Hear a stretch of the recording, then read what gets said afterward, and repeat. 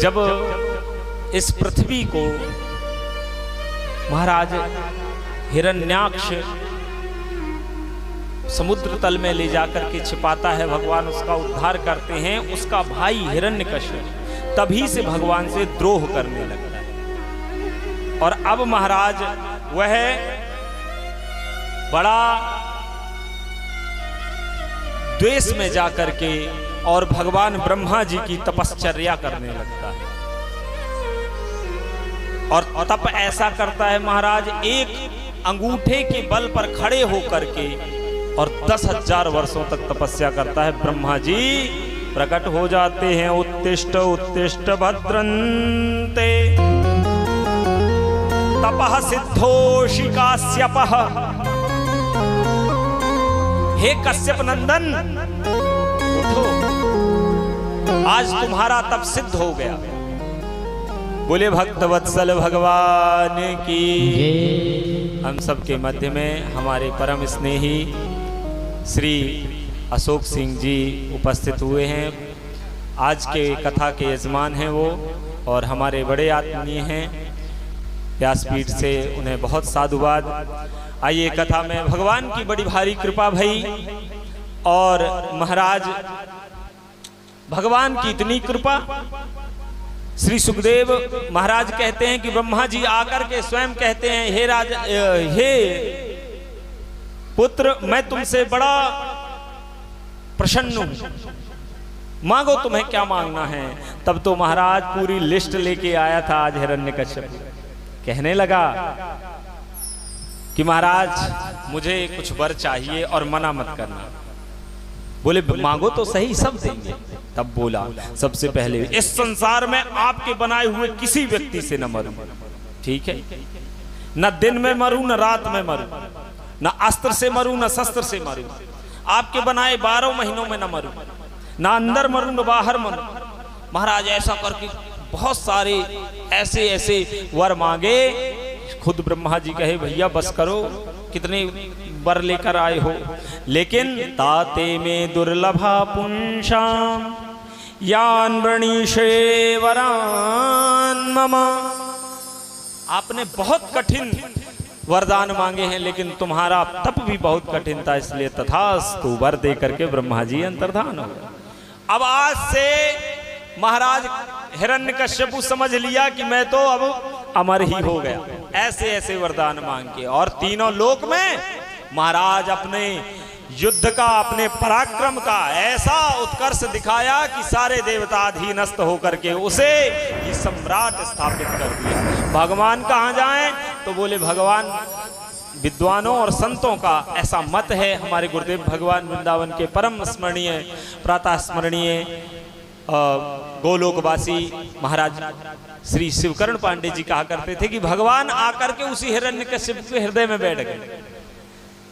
क्यों? बोले महाराज कोई कह रहा है कि अगर वो देख लेता तो फिर तो बड़ी परेशानी हो जाती भगवान को। बोले नहीं, भगवान कहते हैं कि अरे भक्तों, वह इतना अभिमानी है कि कभी अपना सर झुका ही नहीं सकता, तो उसे हम दिखेंगे ही नहीं। और हिरण्यकश्यप के हृदय में आकर के भगवान बैठ गए। महाराज सारे संसार में उसकी कीर्ति पताका हो गई। इंद्र आदि गण तो उसके घर में आकर के झाड़ू लगाते थे। बोलो राधे राधे। भारी उत्कर्ष उसका महाराज, ऐसा उत्कर्ष देख करके लोग भयभीत होते। आज बंधुओं, उनके 4 पुत्र हुए हैं, ह्लाद, अनुलाद, संलाद और प्रहलाद। 4 पुत्रों में सबसे छोटे हैं प्रहलाद जी। भगवती कयाधु जब ये हिरण्यकश्यप तपस्या करने गया था तो 10,000 वर्षों तक भगवान नारद जी के आश्रम में रहीं और वहां रोज भजन होता और गर्भस्थ शिशु महाराज प्रहलाद जी सब कुछ सुनते। गर्भ से ही भगवान की भक्ति मिल गई उन्हें। और एक दिन श्री महाराज उन्होंने अपने पुत्र को बुलाया हिरण्यकश्यप ने और गोद में लेकर के पूछने लगे कि एकदा सुरराट पुत्रम अंकमारोप्य पांडव प्रपच्छ कथ्यतां वत्स मन्यते साधु यद् भवान। महाराज आज पहली बार अपनी गोद में उठाया। किसको? अपने पुत्र को। और गोद में उठा करके बैठाया और कहा, बेटा तुम मुझे कोई अच्छी बात बताओ। प्रहलाद जी से पूछ रहा है हिरण्यकश्यपु, मुझे कोई अच्छी बात बताओ। तो आज श्री प्रहलाद जी ने बड़ी अच्छी बात कही है। बच्चों को शांत करें। महाराज बड़ी अच्छी बात कही है श्री प्रहलाद जी ने। क्या कहा है? उन्होंने कहा है, तत्साधु मन्ये सूर्यवर्य देहिना सदा समुद्विग्न धियामसद्गृहात् हित्वात्मपातं गृहमन्धकूपं वनं गतो यद्धरिमाश्रयेत वनम गतो यद्धरिमाश्रयेत। अरे पिताजी, ये सारे संसार के जितने लोग हैं सब अंधे कुएं में गिर गए हैं। बोलो राधे राधे। कैसा अंधा कुआं महाराज? बोले एक तो साधारण कूप होता है, एक अंधकूप होता है। साधारण कूप में रोज कोई ना कोई व्यक्ति जल लेने जाता है, जल निकालता है, आवागमन का क्रम चलता रहता है। लेकिन अंधकूप ऐसा होता है, न वहां कोई जल निकालता है, न जल ले जाता है, न उसके पास कोई जाता है। ऐसे अंधकूप में कोई गिर जाए तो निकालने वाला भी कोई नहीं। बोले कैसे? बोले अंधकूप ऐसा होता है कि कोई नहीं निकालता, उसमें तरह तरह के जीव जंतु वास करते हैं। और जब उसमें कोई गिर जाता है तो उसमें पड़े जीव जंतु उसका पैर बार बार खींचते हैं, उसे अपने पास बुला लेते हैं। इसी प्रकार यह महाराज संसार अंधकूप में है। हम एक बार यहाँ आ गए, अब पिता बन गए, पुत्र बने। पहले जब पुत्र बने, बड़े होकर के हमारे पिता ने सोचा कि इसका विवाह कर दिया जाए। विवाह कर दिया। विवाह करके फिर हमने भी सोचा हमारे भी पुत्र हो जाए। पुत्र हो गए। अब सोचे महाराज पुत्रों का भी विवाह हो जाए। हमने अपने पुत्रों का भी विवाह किया।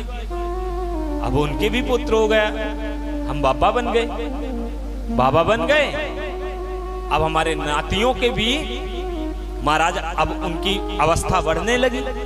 अब हमारी उम्र ढलने लगी। हम ऐसी उम्र में पहुंच गए कि कंठे घुरघुराए थे। महाराज ऐसी अवस्था आती है 80-85 वर्ष में कि बोलना चाहे व्यक्ति तो बोल नहीं पाता, कंठ अवरुद्ध हो जाता है और तरह तरह के विकार होते हैं। खांसी और खकार दुनिया भर की बीमारी आ जाती है। खाट में पड़ के जब सोचते हैं, बब्बा के मन में अब जाने की स्थिति हो गई, 85-90 वर्ष की उम्र हो गई। सब लोग सोच रहे हैं बाबा जी जाएं, और बाबा जी सोच रहे हैं ये लास्ट नातिन बच्ची है उसका विवाह हो जाए फिर जाए। और बेटा सोच रहा है पिताजी पधारें फिर हम उनका विवाह करें, कहीं बीच विवाह में टपक जाएं। तो बड़ी विडंबना महाराज। लेकिन वो छोड़ते नहीं। प्रहलाद जी कहते हैं महाराज ये सारा भवसागर, ये समाज गृहमंधकूपम, इसलिए ऐसा करो कि वनम गतो यद्धरिमाश्रयेत, वन में जाओ भगवान हरि का भजन करो। उठा के पटक दिया प्रहलाद को। अरे दुष्ट, मेरे शत्रु की बात करता है, मेरे शत्रु की बात करता है। इस बेवकूफ को ले जा करके सिखाओ, ये दुराचारी है, कुलग्न है, कुलंगार है, इसको ले जाओ। और महाराज राक्षसों के गुरुजी संडामृत जी महाराज को बुलाए, बोले जाके इसे आसुरी विद्या पढ़ाओ। ले गए, खूब पढ़ाया, पढ़ के सुना भी देते लेकिन याद नहीं करते महाराज प्रहलाद जी। बड़ा तीक्ष्ण दिमाग लेकिन कभी याद नहीं करते। कुछ दिन पश्चात फिर हिरण्यकश्यप पहुंचा। बोले बेटा अब बताओ गुरुजी ने क्या क्या सिखाया है। बोले महाराज अब तो हमने 9 चीजें सीख ली। अच्छा 9 विद्या सीख ली। उसने सोचा कोई आसुरी विद्या सीखी होंगी बढ़िया। बोलो तो कौन सी है 9 विद्याएं? बोले श्रवणम कीर्तनम विष्णु स्मरणम पादसेवनम अर्चनम वंदनम दास्यम सख्यात्मनिवेदनम सख्यात्मनिवेदनम। पढ़ करके 9 भक्ति का स्मरण करा दिया कि प्रथम भगति संतन कर संगा, दूसरी रति मम कथा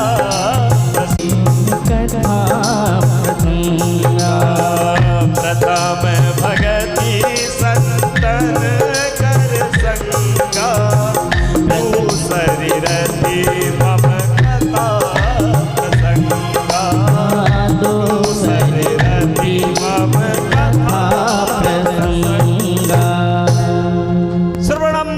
कीर्तनम विष्णु स्मरणम पाद सेवनम अर्चनम वंदनम दास्यम सख्यमात्म निवेदनम।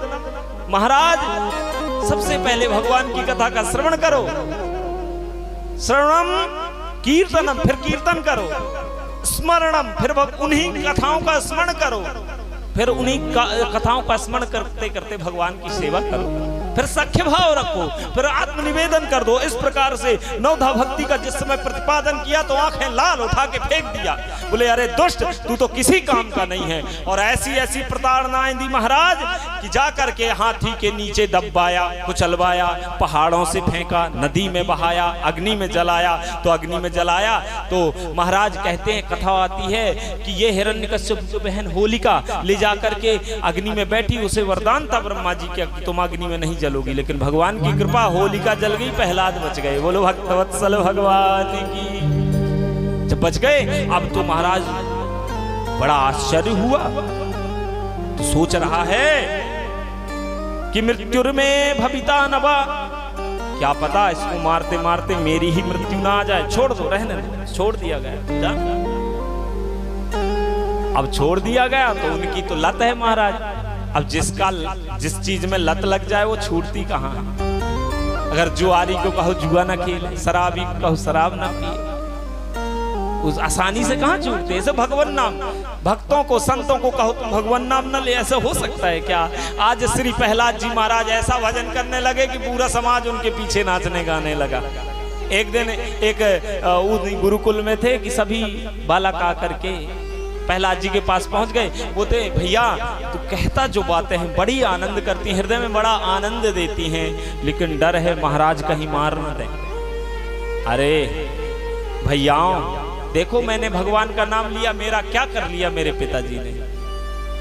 जो उनका नाम लेगा उनकी रक्षा स्वयं भगवान हरि करते हैं। भगवान कहते हैं सर्वधर्मान परित्यज्य मामेकं शरणं व्रज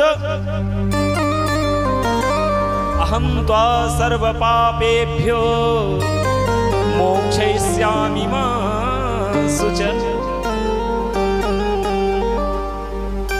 भगवान कहते हैं कि तुम सारे धर्मों को छोड़कर मेरी शरण में आ जाओ, मां शुचः, मैं तुम्हें उद्धार कर दूंगा। कृपा योगक्षेमम वहाम्यहम्, जो भगवान के चरणों में आ जाता है उनका क्षेम भगवान वहन करते हैं। तो तुम डरते क्यों हो, आओ मेरे साथ भजन करो। बोले ये हमारे भजन करने की अवस्था थोड़े ना। कौमार आचरेत प्राज्ञो